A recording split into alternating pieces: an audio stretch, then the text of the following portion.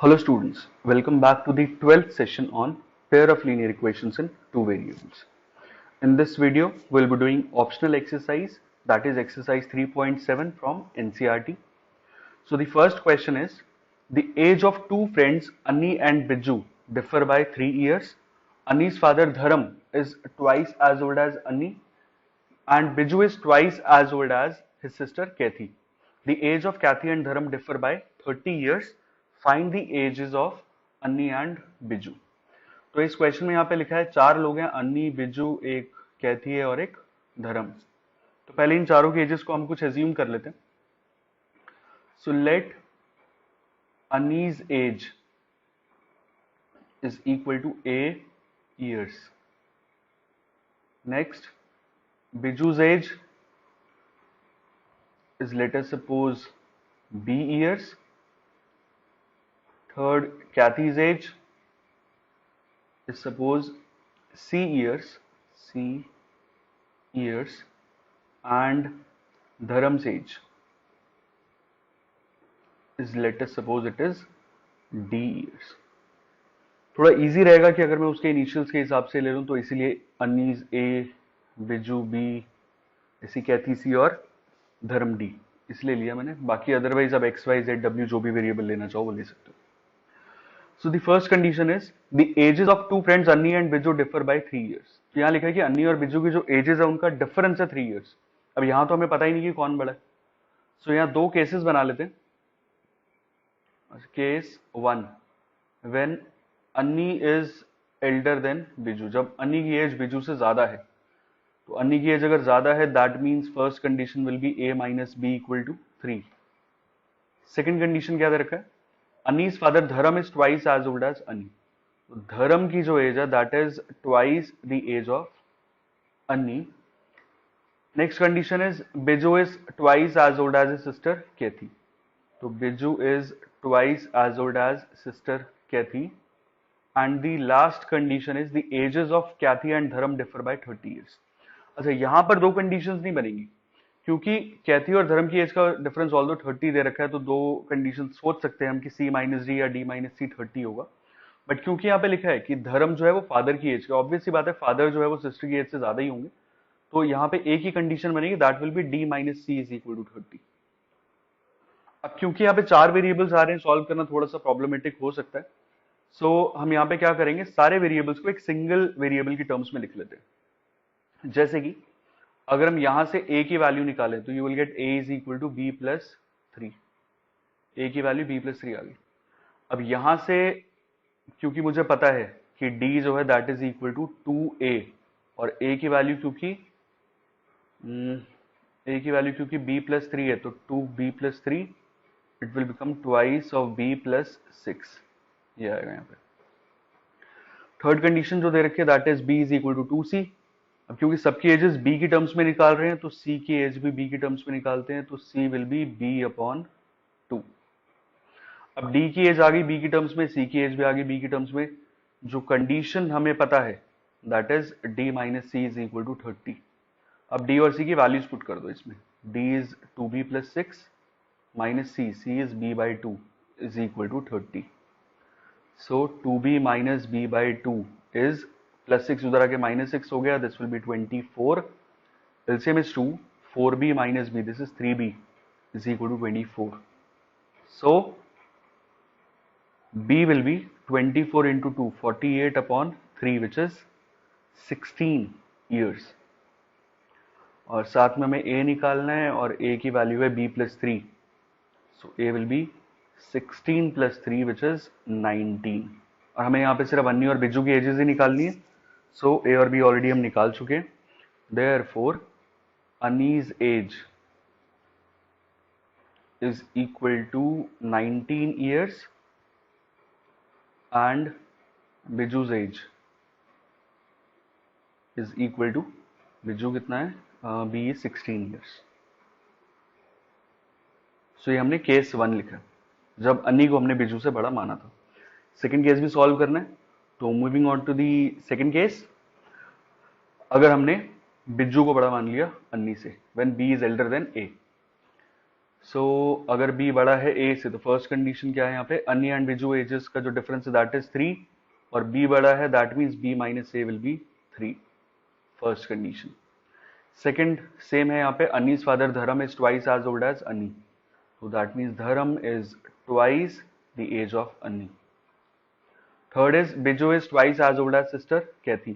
So Biju is twice as old as sister Kathy. Last condition, the ages of Kathy and Dharam differ by 30 years. तो Kathy और धर्म क्योंकि धर्म father है तो D minus C will be 30 years. तो ये 4 conditions आ गई। So यहाँ से वही सेम कंडीशन सेम वेरिएबल में लेके आ रहे हैं।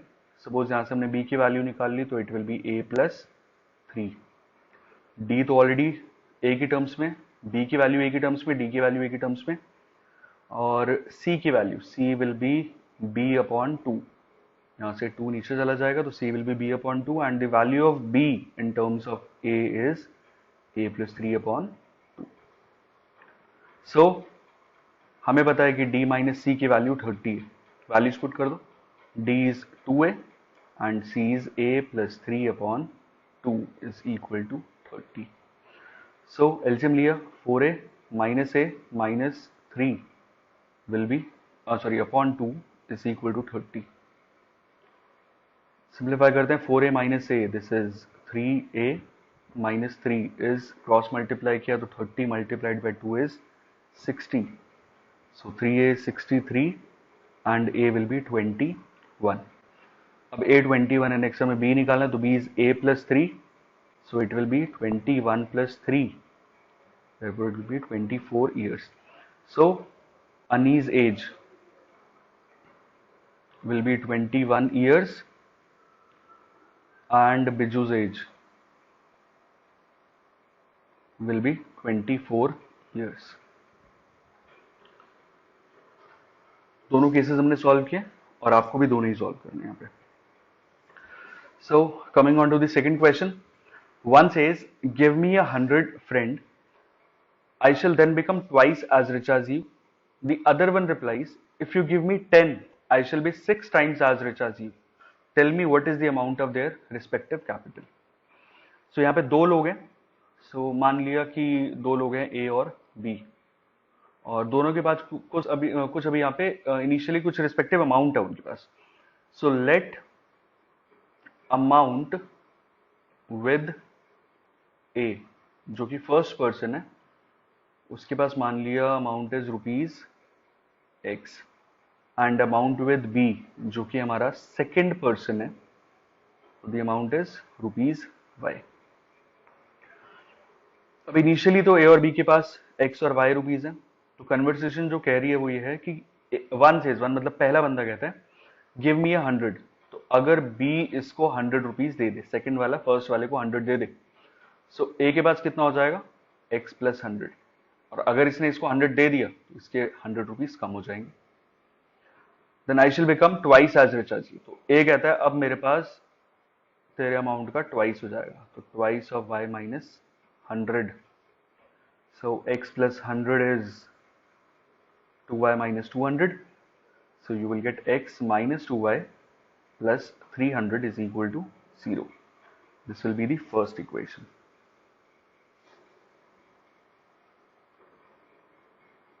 सेकेंड केस, अब B की बारी है। अब B कहता है इनिशियली X और Y है, अब B कहता है इफ यू गिव मी 10, अगर A इसको 10 दे दे, सो A ने अगर 10 दे दी तो उसके 10 रुपए कम हो जाएंगे और B के 10 रुपए बढ़ जाएंगे। I shall be 6 times as rich as you, तो अब B कहता है कि वो A का 6 टाइम्स हो जाएगा, 6 times the amount which is left with A, so Y plus 10 is equal to 6x minus 60, so Y will be 6x minus 70। This is the second equation। Substitution से करेंगे, यहां से Y की value first में put कर देते हैं, तो put Y is equal to 6x minus 70 in equation 1। तो क्या मिलेगा x माइनस 2y मतलब 6x minus 70 plus 300 is equal to 0। So x minus 12x plus 70 into 2 is 140 plus 300 is 0। आगे सॉल्व किया तो x minus 12x, this is minus 11x plus 440 is 0. So 11x will be 440. So x is 40. x 40 आ गया, y निकालना है तो y will be 6x minus 70. ये second वाली equation में पुट करा. So this will be 240 minus 70, which is 170. Therefore, amount with A is equal to rupees 40, जो x था, and amount with B is equal to rupees 170. This is the answer. Coming on to the third question. A train covered a certain distance at a uniform speed. If the train would have been 10 km per hour faster, it would have taken 2 hours less than the scheduled time. And if the train were slower by 10 km per hour, अगर 10 km per hour slow होती, it would have taken 3 hours more to cover the same distance. Find the distance covered by the train. So obviously बात है वैसे तो यहाँ पे कि अगर स्पीड बढ़ जाएगी, अगर यहाँ पे 10 km per hour फास्टर हो जाएगा, अगर हम तेजी से जाएंगे तो हम डेस्टिनेशन पे जल्दी पहुंच जाएंगे, तो time will be 2 hours less. तो ये इनवर्सली प्रोपोर्शनल होते हैं. So let speed of train is x kilometer per hour and the time taken is equal to y hours. So first अच्छा डिस्टेंस निकाल लेते हैं पहले. तो डिस्टेंस का फॉर्मूला पता है हमें. Distance is speed into time. So it will be speed is x, distance is y, xy kilometers. First condition है if the train would have been 10 km per hour faster. अगर speed उसकी होती 10 km per hour faster, x plus 10 होती, it would have taken 2 hours less. तो time कितना लगता है? 2 घंटे कम. अभी कितना लग रहा है y? अब लगता है y minus 2.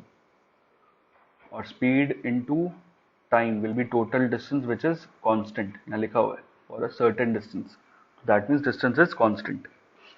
मल्टीप्लाई किया, सो xy minus 2x plus 10y minus 20 is xy. xy और xy कैंसिल हो गया, बचेगा minus 2x plus 10y minus 20 is 0. Suppose this is equation number 1. Second equation के लिए if the train were slower by 10, अगर train की speed हो जाए 10 km per hour कम, मतलब x minus 10, it would have taken 3 hours more. अभी time y लग रहा है, अब लगेगा y plus 3. Total distance will be same. Speed into times होगा, that will be equal to distance xy. So यहाँ multiply करेंगे तो xy plus 3x minus 10y minus 30 is equal to xy. xy यहाँ पे कैंसिल आउट हो गया, तो यहाँ पे इक्वेशन आएगी 3x minus 10y minus 30 is equal to 0. This is the second equation. अगर हम यहाँ पे दोनों इक्वेशंस को ऑब्जर्व करेंगे तो यहाँ पे दिख रहा है प्लस का 10y, यहाँ दिख रहा है माइनस का 10y. तो यहाँ पे हम इक्वेशन 1 एंड इक्वेशन 2 को ऐड कर देंगे, जिससे कि y वाला वेरिएबल कैंसिल आउट हो जाएगा. And this method is elimination method, क्योंकि हम वेरिएबल को एलिमिनेट कर रहे हैं. Minus 2x plus 10y minus 20 is 0 and 3x minus 10y minus 30 is 0. Add करेंगे तो x minus 50 is 0. So you will get x is equal to 50. x 50 आ गया, y निकालना है, सो कहीं पर भी लगा दो. Minus 2x plus 10y minus 20 is 0. So 10y ये हो गया 100 minus 100 is equal to 120. y will be 12. y 12 आ गया. हमें यहाँ पे डिस्टेंस निकालना है, distance covered by the train. So distance is speed into time, which is x into y, which is 50 into 12, which will be 50 into 12 is 600 kilometer. This is the answer. Coming on to question number 4. The students of a class are made to stand in rows. If 3 students are extra in a row, there would be 1 row less. अगर एक row में 3 बच्चे extra हो जाएं तो एक रो कम बनेगी. if 3 students are less in a row, अगर हर एक रो में 3 स्टूडेंट्स को कम कर दें तो there would be 2 rows more. Find the number of students in the class. काफी हद तक ये क्वेश्चन नंबर 3 के जैसे ही है। So let number of rows, जितनी रोज बन रही है that is suppose x, and number of students in each row is y। एक रो में y स्टूडेंट्स है, total number of rows is x, so total number of students will be xy। ये xy क्यों हुआ? Suppose 3 रोज हैं और हर एक row में 4 बच्चे हैं, 1 2 3 4, 1 2 3 4, 1 2 3 4। तो टोटल स्टूडेंट्स कितने होंगे? Number of rows 3 multiplied by एक रो में कितने स्टूडेंट्स है? 4। Total will be 12 students. तो नंबर ऑफ स्टूडेंट्स निकालने के लिए नंबर ऑफ रोज और number of students in each row इसको मल्टीप्लाई करेंगे। अब कंडीशन क्या गिवन है? If 3 students are extra in a row, अगर 3 स्टूडेंट्स एक्स्ट्रा हो जाए, सो अगर स्टूडेंट्स हो जाए y प्लस 3, अभी y थे, अगर y प्लस 3 हो जाए, there would be 1 row less, तो नंबर ऑफ रोज एक कम बनेंगे, x minus 1 is equal to total students which is xy। Multiply करेंगे तो xy plus 3x minus y minus 3 is x into y. xy cancel out हो गया, so 3x minus y minus 3 is 0। Next condition क्या? If 3 students are less in a row, अगर 3 students कम हो जाए, y minus 3 हो जाए, there would be 2 rows more, number of rows जो कि x बनती थी अब बनेंगी x plus 2, but total students will remain same. So xy से फर्स्ट इक्वेशन है xy minus 3x plus 2y minus 6 is equal to xy। xy cancel out हो गया, यहां मिलेगा minus 3x plus 2y minus 6 is 0। Second equation. First और second equation में देखने से पता चल रहा है कि यहाँ प्लस का 3x है या माइनस का 3x है, so will again add both the equations. So adding equation 1 and 2 elimination method से कर रहे हैं। 3x minus y minus 3 is 0 and minus 3x plus 2y minus 6 is 0। Add करेंगे तो ये इससे कैंसिल आउट हो गया, 2y minus y, this will be y minus 9 is 0, so you will get y is equal to 9। अब y 9 आ गया, x निकाल लें, so 3x minus y minus 3 is 0। ये फर्स्ट इक्वेशन में पुट किया, put y equal to 9 in equation 1। So 3x equal to 12 and x will be equal to 4।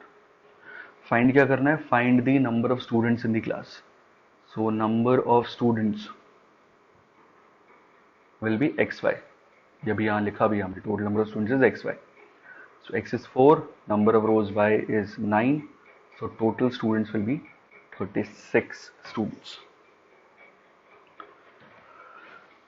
Next question, question number 5। In a triangle ABC, angle C is 3 times angle B which is equal to twice of angle A plus angle B, और हमें क्या करना है? Find the 3 angles. So condition given है angle C is 3 times angle B। जैसे हमने अन्नी बीजू वाले क्वेश्चन में किया था कि सारे वेरिएबल्स को एक सिंगल वेरिएबल के टर्म में ले आए थे, तो वैसे यहां पर भी करेंगे कि सारे एंगल्स को इन टर्म्स ऑफ एक ही एंगल लेंगे। तो सपोज यहाँ पे हम सारे एंगल्स को एंगल B की टर्म्स में लेके आना चाह रहे हैं, सो एंगल C को मैंने एंगल B की टर्म्स में निकाल लिया। अब एंगल B तो ऑलरेडी एंगल B की टर्म्स में, अब एंगल A जो बचा है उसकी वैल्यू निकालते हैं। तो इन दोनों को ले रहे हम इक्वेट करके, thrice of angle B is twice of angle A plus twice of angle B। सो अगर ये उधर गया तो ये हो जाएगा angle B is twice of angle A and angle A will be half of angle E। तो C की वैल्यू B की टर्म्स में आ गई, A की वैल्यू B की टर्म्स में आ गई, और B तो ऑलरेडी B की टर्म्स में। और क्योंकि गिवन है यहाँ पे ट्राइंगल ABC एक ट्राइंगल है, therefore angle A plus angle B plus angle C will be 180 degrees। Angles in property of triangle. A कितना है? Angle B by 2। B कितना है? B तो ऑलरेडी एंगल B है, and C is thrice of angle B is 180 degrees। LCM आ गया 2, so angle B plus twice of angle B plus 6 times angle B is 180 degrees. तो ऊपर आएगा 6 and 2 8 and 1 9, 9 times angle B is 360 degrees. So angle B is 40 degrees. Angle B आ गया 40. बाकी angles, angle C is thrice of angle B, thrice of 40 degrees, so it will be 120 degrees. And angle A is half of angle B, half of 40, so it will be 20 degrees. This is the answer. तो angle A, angle B, angle C, हमें यही सारे के सारे angles find करने थे. So आज के लिए बस इतना ही. Thank you so much.